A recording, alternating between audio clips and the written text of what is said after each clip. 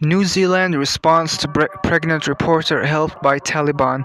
New Zealand journalist Charlotte Billis said she was unable to return to her home country to give birth. New Zealand has defended its border controls after a pregnant journalist said she had to turn to the Taliban for help after not being able to fly home.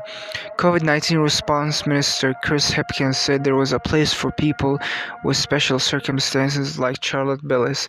Her story has cast a renewed spotlight on Wellington's tough border measures designed to keep out the coronavirus. Others took issue with her privileged relationship with the Taliban. The Taliban has been regularly criticized for brutally clamping down on women's rights by arresting, torturing, and even killing activists and campaigners.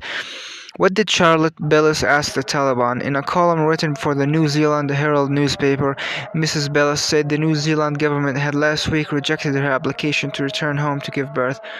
Currently, Wellington allows citizens and permanent residents to enter, but only if they spend 10 days isolating in quarantine hotels.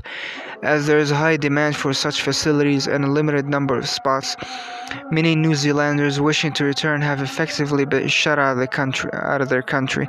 She compared that experience to the way she was treated by the Taliban, whom she had contacted to ask if she would be welcome in Afghanistan as an unmarried pregnant woman. Mrs. Bellis and her partner, a Belgian photojournalist, had been in Afghanistan last year covering the withdrawal of U.S. troops, and it was the only place she and her partner had visas for. You can come and you won't have a problem. Just tell people you're married, and if it escalates, call us, Mrs. Bellis quoted the unnamed officials as saying in response to her request.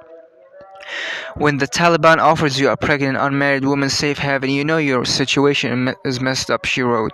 It is not clear what happens to unwed pregnant women in Afghanistan. However, single Afghan mothers have reported being frequently harassed by Taliban officials, pressured to give up their children, and having their custodial rights threatened.